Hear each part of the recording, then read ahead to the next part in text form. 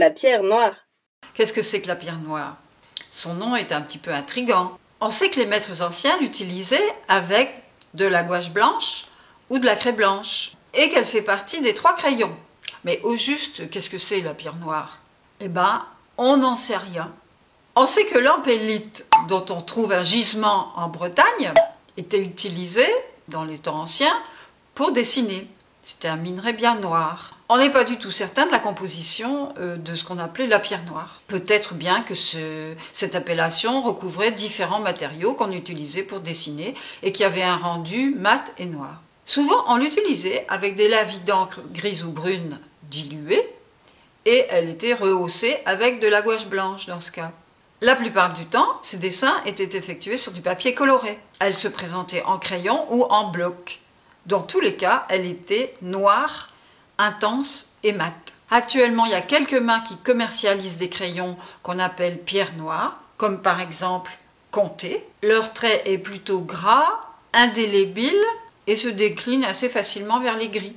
Dans la gamme des crayons très noirs, on distingue différentes appellations et différentes textures. Plus un crayon est sec, mieux il va s'estomper et se gommer.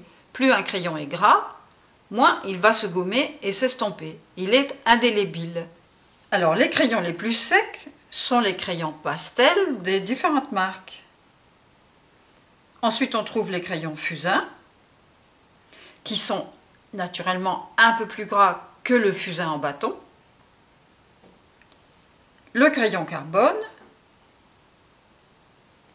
la pierre noire proprement dite, le négro chez Crétacolor, et le crayon Pitt qui là devient carrément gras.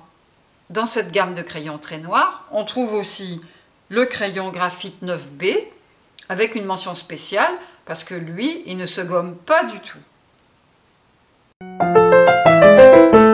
Les conseils de Nani. Tous les travaux au crayon noir peuvent être fixés, mais il faut fixer le travail avec des crayons secs ou alors le mettre sous verre ou le conserver à l'abri d'un papier cristal.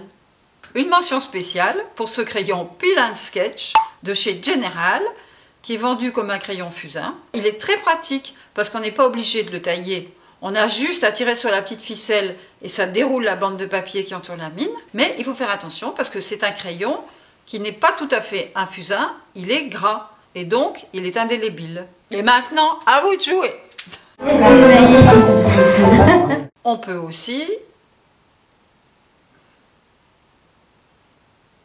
C'est tout.